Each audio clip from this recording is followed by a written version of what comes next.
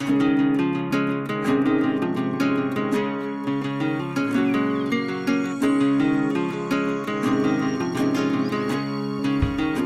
and welcome to the first RAMH podcast, the first in what we hope to be a series of podcasts around different topics surrounding mental health. I'm Calum, Community Connector of Causeway Community Service. My name's Lisa and I coordinate the self-management project at RAMH. My name's Katie and I am the Information and Education Worker at RAMH Causeway. The theme of Mental Health Awareness Week this year was body image. So we wanted to tie into that and we wanted to develop a podcast around body image but also incorporating self-compassion and how to be kind to yourself. On today's episode we're going to be talking to Jackie Clark, who is the RAMH Youth Counselling Manager. The hope is that she'll be able to give us a really close look at what the impact body image and that kind of thing has on younger people. And we're going to also be speaking to Shelia and Pam, who have lived experiences with mental health, so they'll be able to give us a really good insight.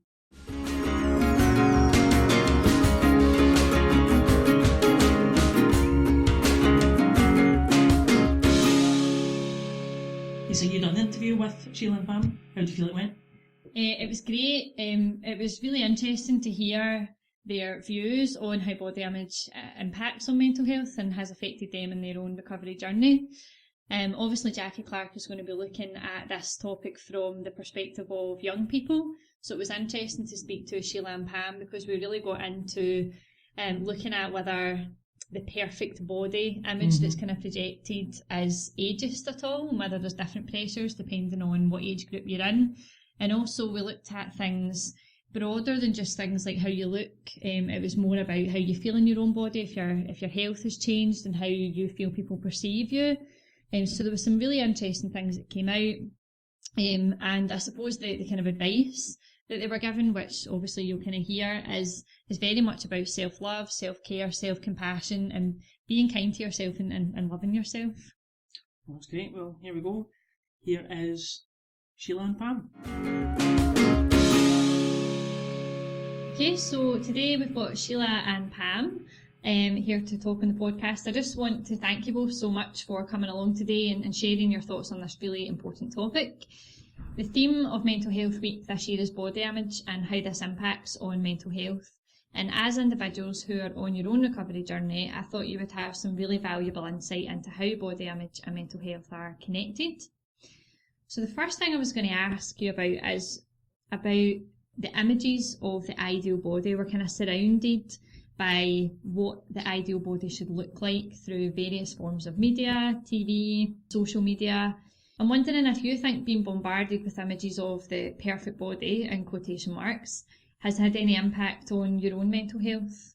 Yes, it has. There have been parts where I've maybe thought of medication and stuff like that, where you have put on weight and it does impact on whatever you think around yourself, whether it's weight or, like your hair or whatever, or nails. I feel that does have an impact. And do you think that the images that are around of this perfect body, is there a comparison? Do you feel pressure to compare yourself to that at all? No, I don't think. Maybe as a younger person would. I think an older person, no. So you're not so much feeling that there's a comparison, but you've definitely noticed maybe at times where your own body's changed and felt that's maybe not your confidence, self-esteem. Is that kind of what you feel? Yes, okay. Definitely. Okay, and what about yourself, Shelia? I tend to feel that it doesn't really matter. It's whatever walk of life. It doesn't mean to say anything to do with like your mental state or physical state. I think it's an individual thing really. But there is the pressure there. But I kind of go into la la land and do my own thing anyway, and always have done. And I personally would wear whatever I feel I want to wear, whatever I'm comfortable in. And the image thing for youngsters is disgraceful because they put so much pressure on the children that they at times even think suicidal thoughts at the age that they're at now. And I feel the pressure is there on the youngsters and personally not on myself. Okay, so you feel there's more pressure on young people Yes. than perhaps your own kind of age group? Definitely, aye. So do you feel that there's maybe a wee bit more kind of confidence that comes as you mature and you're a wee bit more comfortable in your own skin? I feel I'm more, no, I wouldn't say it's a confidence thing. I would feel that I just always are in my own bubble. Okay. And I dip out of my bubble and I think, oof, that's what it's like out there. I'd rather stay in this wee bubble. And I look at myself and think, do you know what? I'm here, I'm alive, I'm having a good life. So I try and find the positive in it. That's a really good way to look at it. Just touching on that then, we know that young people are under a lot of pressure to look a certain way. So do you think that these pressures change as you age? Are there different pressures? Are there different expectations at all? I personally think that there is the pressure there for everybody. And unfortunately, folk with mental health are more prone to it because they feel they've got to try and fit in. And it's not a case of fitting in because everybody has their own anxieties about how they're going to fit in, never mind what's up with you, because I like to be who I am. Mm-hmm. And as the pressure goes and gets older, I'll just mature with it. I'm not going to ever let anybody define me and say, well, you are this, you are that and that. So for you, it's about being proud about who you are. And not being embarrassed or ashamed. Yeah, and not conforming, I suppose, to what other people say you should wear, or that's really positive. And what about yourself, Pam? Exactly what Sheila said. Yes, you can understand. I do feel that it's myself, and again, I'm in my own bubble, especially because of the age and stuff like that. But I've always been quite positive to what I'm going to do, what I'm going to wear. And as Sheila said, your own mum wouldn't tell you to do that, so why should somebody else tell you that as well? Yeah, absolutely. So it's being kind of strong, and I wonder if younger people maybe find it a wee bit more difficult to have that strength to say, actually, this is who I am, this is what I like, this is, what I'm going to do with, whether it's fashion sense, hair, body. They feel they've got to conform to some situation. Mm-hmm. I mean, they go to high school and it's new friends, it's the whole lot. Mm-hmm. And my wee girl, I was going through the moment of wanting to wear black lipstick. And I'm like, well, if that's what you want to wear, that, wear it. And folks either say you like it or they don't like it. But Moo's like, I love it, Mum. I went, well, if it gives you that buzz that you love, why not wear it? Mm-hmm. And then they're like, oh, she's going to be a goth. I'm like, oh my goodness, the world's going to end. It's like, leave her alone. She's playing about. She's 11, and if I make a big deal about it, she's going to do it even more.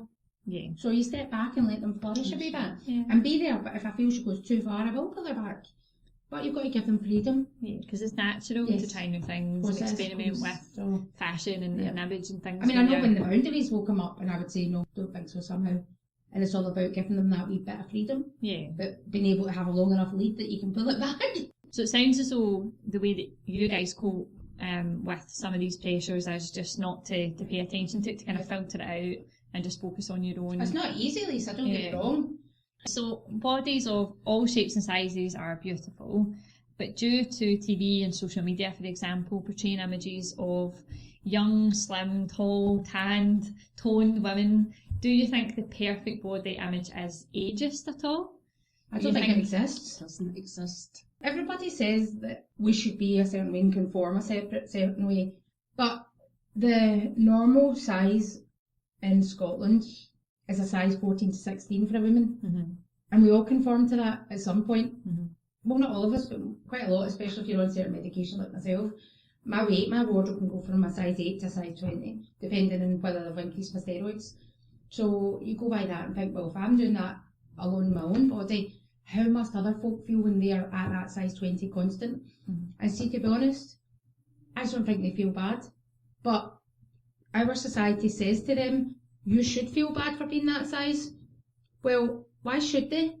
When now they've got decent companies that make clothes that fit them properly and they look beautiful. Mm-hmm. Whereas they're not going to try and squeeze into a size 10 at a Primark because you're like, that doesn't even look right. Whereas if you dress properly to fit your size, feel beautiful and own it. Mm-hmm. That's what I think. A lovely bit of advice. And you've kind of touched on weight there in terms of body image. But something else I was thinking about was the pressure to, have flawless skin, no wrinkles. We've got all these TV adverts. I just see that as character lines and lifelines. Yeah. As you go looking at the telly, like the Kardashians' mum and all that, and you're like, where does she come from? Yeah, I know, and I think like a lot of celebrities now are undergoing surgery to revert them back to a younger age or to look younger. And I think, you know, for me as a 31-year-old, you know, there's that kind of pressure to start using anti-wrinkle cream and to start doing this and to start doing that. I'm just wondering what your kind of thoughts on. Well, I have never actually used, to wash my face I use soap and water. I have never ever used any of the stuff, you know, like the anti-wrinkle this and if I've got wrinkles, well, I'll just live with them. There's not any, and I think that a lot of people should be natural. I know. Yeah. I do definitely think they're character lines, and it makes you stand out from the crowd. Yeah. And I can't understand. I was at the dentist, and it was advertising all the Botox on your face and around your lips in the dentist, and it's the dentist that's actually doing it. So why are they actually advertising all this? Is it just because they're wanting to keep up with everybody that's... I actually double took it when I went to my new dentist. Yeah, the pressure comes from everywhere now. Well, that's what I was going to say. It just as an example that it is everywhere because in the gym that I attend, there's posters up all over the walls about all the different kind of surgeries and things like that. So while people are there probably feeling pressure to have, you know, a toned body or be a certain way, or, you know, for men, I think there's a lot of pressure to have a certain... I think they slip under the radar because they don't get seen as it's a pride thing with guys. Yeah. If there's a fault or a flaw, that to them, they punish themselves to the max. And I don't think they should feel that way. Yeah. So do you think there's different pressures then for men and women? Aye. Oh, yes. So you think if men were feeling insecure about their body image, they would... They should be able to speak to people. Because I think you as a partner would get paranoid wondering what's up with them, because you would be able to see it in your partner, and you would think the worst thing, whereas they're embarrassed to say, I need help, I'm feeling my body image is outrageous and you don't want to come near me, and I don't know how to help it, because it's not a guy thing to come forward. Yeah, no, and it's an interesting point that you raised there about how you feel in a relationship within your own skin in terms of your body image and things like that. You know, you've kind of mentioned there, some people might feel concerned if their body changes shape, weight changes and things that could potentially affect romantic relationships and things like that as well. So there's pressures kind of from all sides. I'm wondering as well, just kind of being on your own recovery journey, have there been any other life events that have changed how you feel about your body? I had quite a bad injury about a year and a half ago where I hit my face, and I ended up with the whole side of my face was black and blue. People were actually asking me, so what happened? It did make me feel quite insecure about it, you know, because there was too many people asking different questions. Right, okay. Okay. Yeah.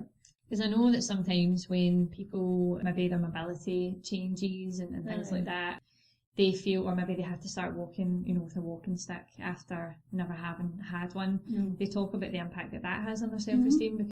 To stay well then, it seems to be really important to try and counteract some of the pressures regarding body image. What ways do you feel you have or show self-compassion and kindness to your own self? My husband and myself have joined the gym, but it's got a spa, it's got the hydrotherapy. Oh, fantastic. And yes, that's what keeps me.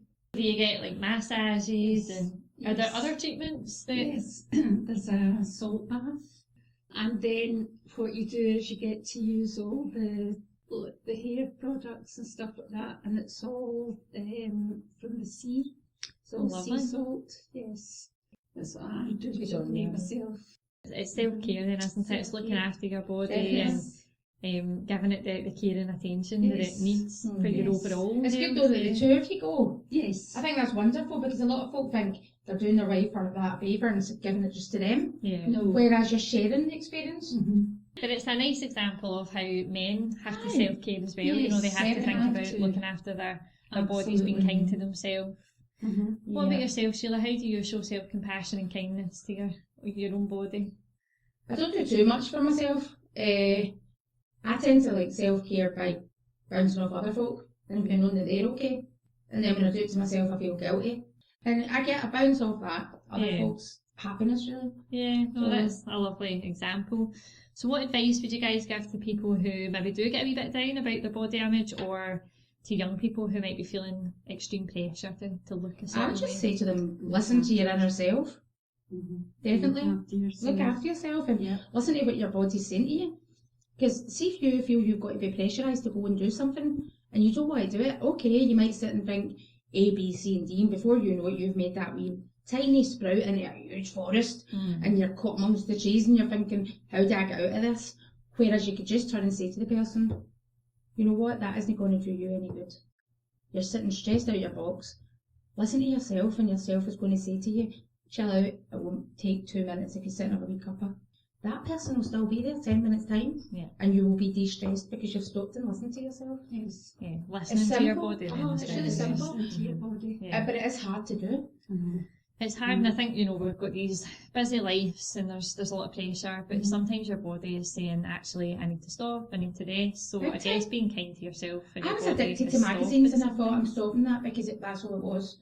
You have to look like this, you have to look like that, or look at how much weight and cellulite they've got on the beach, but yet they look good in the red carpet. And I felt, listen, so would I have had a grand behind me with somebody sucking the cellulite out of me, you know what I mean, blasting it with a fan. 24/7 makeup And then artist. you've got the pure full body contour suit on like that under a Gucci dress. I would look like that too. So you have to think to yourself, that's a lot of shish kebab, so you just kind of leave it aside. And that's the way it is.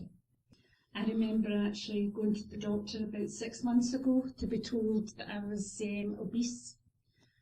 I could not believe it, and I looked at her and I thought, well, you know, my BMI was something like 31. Right, okay. And as I say, I was told I was obese because my BMI was just that fraction over. So how did that feel though, being told that? I felt terrible. I went home and I actually bought one of these stomach plate, and it looks the size of your stomach, what you've actually got to eat. Right, okay. And when I tried it, it was supposed to be for my main meal, and it ended up my starter, and then my main meal, and then my sweet. You only live once, Pam. So, what chance do you stand when somebody says you're obese? And I says, but I'm only a 14. Oh no. No, but you're obese. The other thing then I says to her, well, if I'm obese, then I should not be going to somewhere that can maybe help me. So a place in York Hill that actually do all the magnificent diets and all that kind of stuff. And she went, oh no, she says, you're not that obese. So I suppose there's a difference, you know, with people promoting healthy lifestyles versus putting pressure on people to look a certain way. And so what I'm hearing then is the way or the kind of advice that you guys would give is just to try to be comfortable in your own skin, try not to compare yourself to others. Everybody's beautiful in their own way, and as long as you're living that kind of healthy lifestyle, then try not to succumb if you're within the love of your own body, then you can love other folk. Because if you don't have the love there to give, you're going to be walking about with a big cloud over you all the time. So love yourself first. I would say that. Definitely. That's a lovely way to end. Lovely advice, and thank you very much for that really valuable insight that you gave from your own experiences. I'm sure that will really help others on their journey Thank as you, well. Lisa.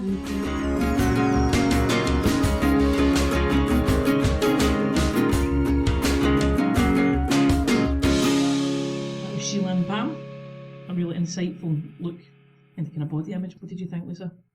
Yeah, I thought it was brilliant. I thought the insight that they had and the advice that they were able to give to other people, and I think it was lovely that they're now both in a place where they don't really allow the social construction of what the perfect body is to really came across them, influence them. Like that, yeah, they seem to have managed to kind of filter that out and focused on, you know, what's important to them in their own life. So that was quite positive to hear.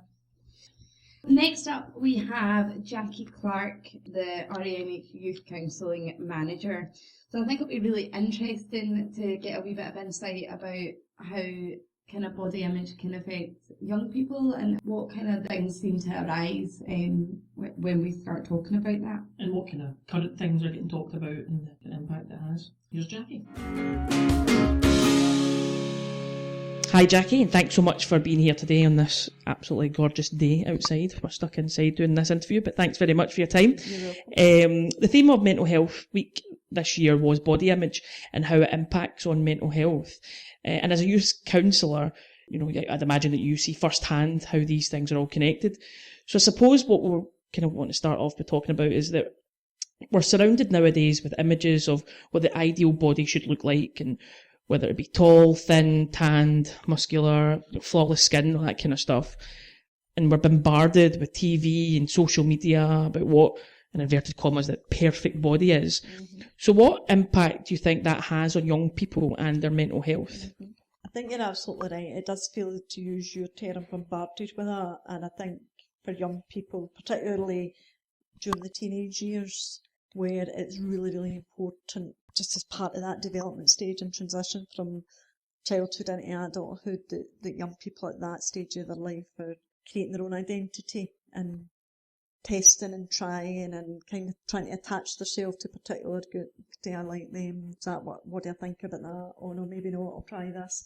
So because of that transition, I think they're particularly vulnerable and open to influence much more easier than at other stages of their development. Do you think there's any particular age that they're more vulnerable at any? Well, as we know, puberty happens for young people at different stages, but definitely around the transition age from primary school to secondary school, kind of, if young people aren't there yet in themselves, that all you're going to big school kind of forces that issue a bit, and then they're surrounded with people that are older and influenced quite a bit by their surroundings then. I guess the biggest factor in terms of influencing young people's idea of the perfect body image is their need to be the same as, is their need to be part of a group, because that whole pack mentality, young people are designed to be part of something bigger, and often what can happen is they would interpret the way to be part of something bigger is to be the same, and then the importance of, like in the past, it would have been in the importance of having the best trainers and the same trainers as their peer group, having the best jacket. And I think for me that extends to the influence, body image, that they're influenced by social media as well. And as we know, social media is a major factor for our present young people. Do you think social media is one of the, a big influence on? Majorly. I think in my experience of working with young people, and certainly what the team of youth counsellors feedback in their work with young people, it feels a bit like social media has just became as important as their life, as young people's lives. It's a fundamental part of their day-to-day lives. And so whilst you may be searching for that acceptance while you're at school and with your peers, you're also searching for that acceptance via social media. And the new Instagram phase of, following all these models, following all these people that are on these programs like Love Island and stuff like that, and seeing all the lifestyle as such that they're leading, and sitting there wanting and wishing that that's there, and the effect that has. And I think absolutely, Calum, and I think as a society, what's promoted is what you look like is how you're valued. We place a lot of value on appearance, and maybe less obvious value on who you are as a person, or what moral qualities that you possess, or the person you are. We're much more, I think, openly influenced by and placing value on how people physically look. And I suppose part of that as well is that with something like social media, you don't get insight into what else is going on in the person's life. You only get this exterior image, so then that comes back to that. Young people seem to be just more aware of their body image and how they look. I mean, I don't remember being 12 and standing looking in the mirror all the time and being that aware because you were too busy out doing other things. What do you think makes appearance so significant at that stage in life in particular? Well, I think probably in answer to your observation around, you don't remember being 12 and looking in the mirror particularly, but I guess our young people presently live in the age of the selfie and the posting stuff online. to have themselves validated. I mean, I don't know if it's still like this, but a few years ago there was something that lots of young people were doing. It was posting pictures of themselves, see how many likes they got, or asking people to make a comment. And really but I think got excited. I think that still is an issue. I think I had a conversation with a group of young people, and they said that they really feel, their value lies in how many likes they can get, and if somebody else has more likes than them, then they feel less valued than that person, and that or having fallouts with their friends because they didn't like a picture of them as well, so it feels to me our current young people, a major part of their reinforcement and validation of who they are as a person is sought and experienced via social media in a way that wasn't before. I mean, I think the other thing is though, and I think we shouldn't fail to remember, like the whole body image about young people, the trend about them wanting to go to the gym and get ripped and get physically.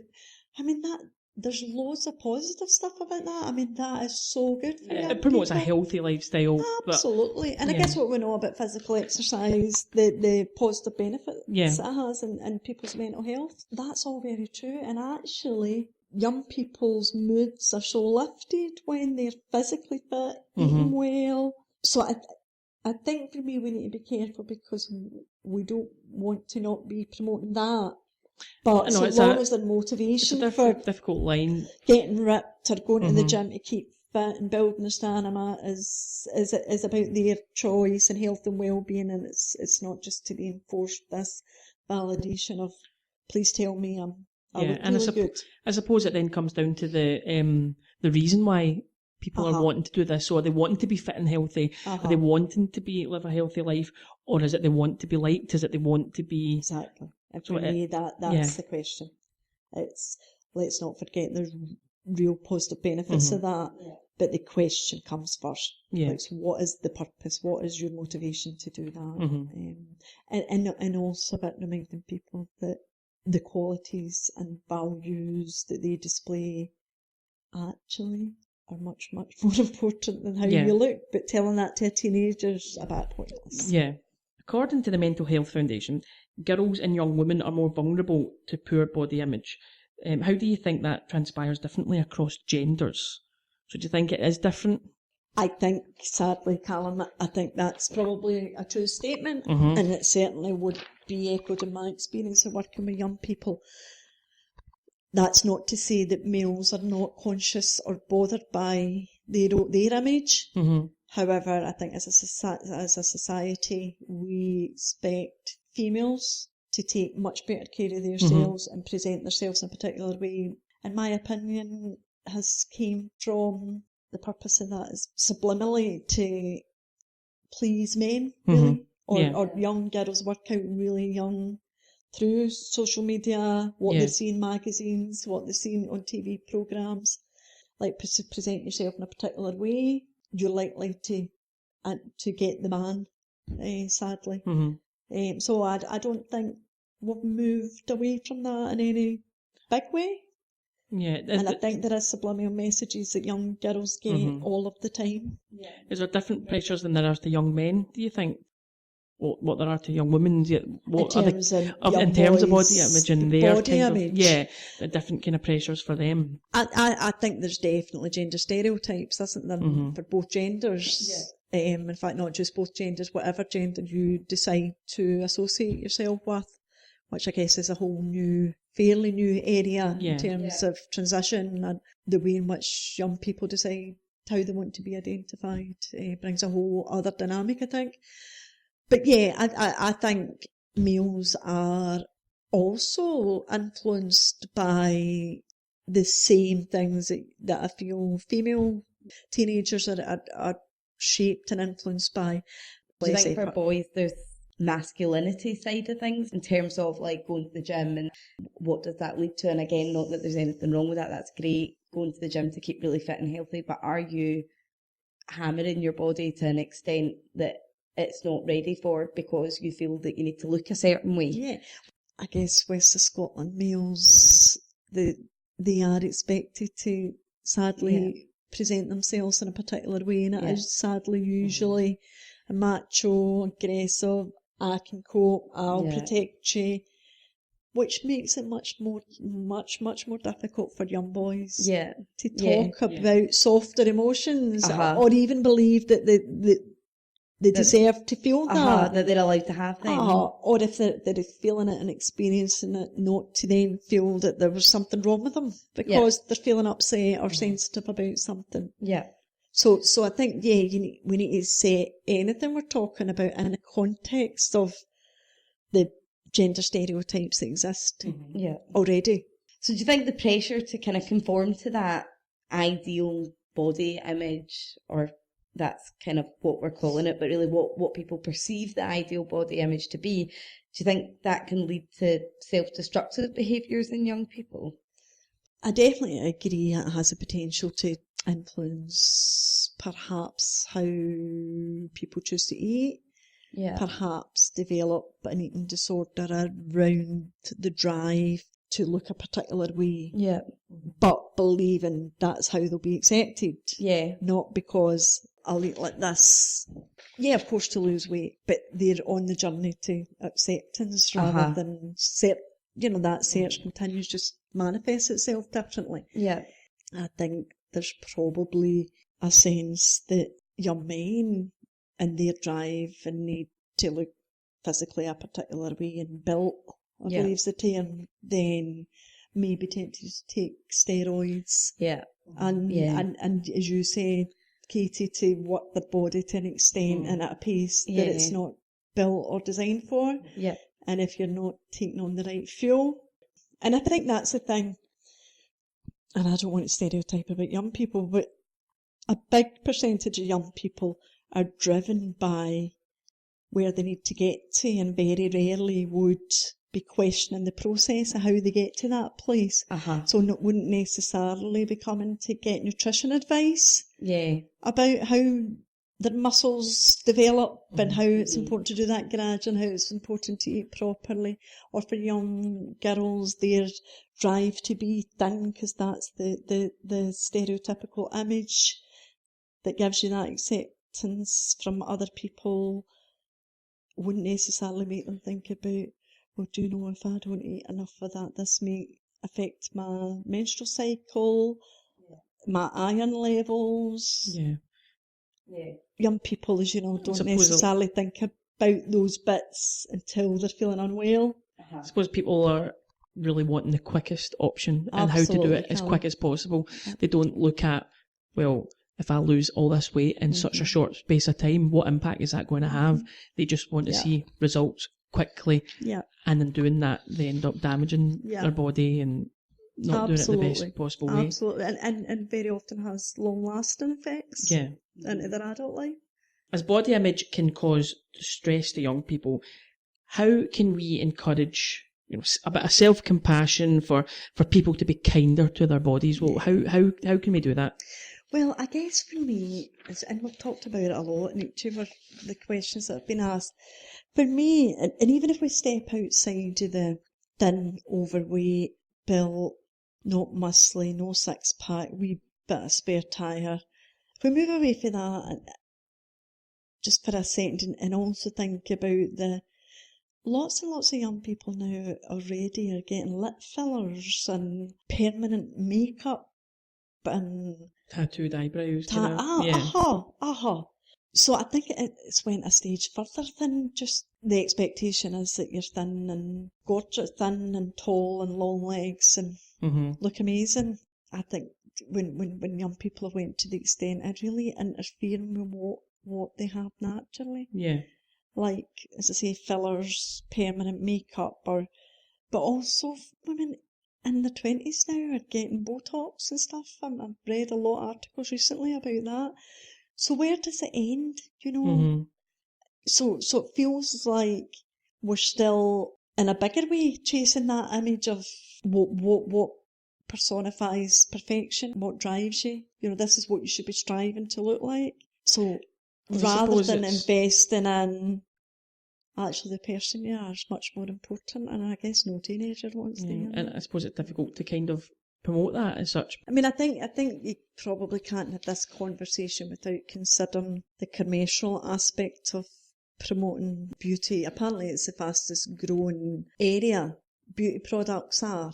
I mean, it's hard push there's now to go into millions a of- dentist surgery that isn't Yes. promoting veneers and, or even lip fillers, that's right. Botox, all that Botox, stuff. My local dentist at least does it and that. So yeah, no, absolutely. So there is a big financial commercial investment in this industry that I think is really powerful. Mm-hmm. And whereas we talk about, so how do we change it? But the power of advertising, the power of the media, and companies and brands where that's their business, either fashion, beauty products, etc. They absolutely invest. Their marketing bills are enormous because it works. Yeah, that takes us quite nicely on to the next thing that I talk about was that actually what can we do on a bigger scale? You know, for example, parenting styles, education, or actually even at policy level to support young people to have a more positive sense of self. I guess for me it's just about continually promoting acceptance for all, regardless of look, colour, all of those things, belief systems. We are all equal individuals and deserve to be equally valued. I don't think any of us are naive enough to think that that's the reality. Yeah. For a lot of young people, or for a lot of people in general. Mm-hmm. But for me, those teenage years, as we said at the beginning, are so influential because of what's physiologically changing for them, and just that age of who am I? You know, I've been attached to, up to that point, young people are usually very attached to their parents and adults in their lives that creates their identity for them, but then you're branching out into this world. It's usually a very common where we start questioning our parents, whereas you might have hung in their every word up until then, and then you're like, oh, what's this big world out here? Yeah. Oh, what do I think of it? It's such an age of influence. Well, thanks very much, Jackie, for taking the time out your busy schedule to come talk to us. You're very welcome. It's been a great chat, and thank you very much. Thank you, and thank you both for coming and accommodating me. Thank you very much.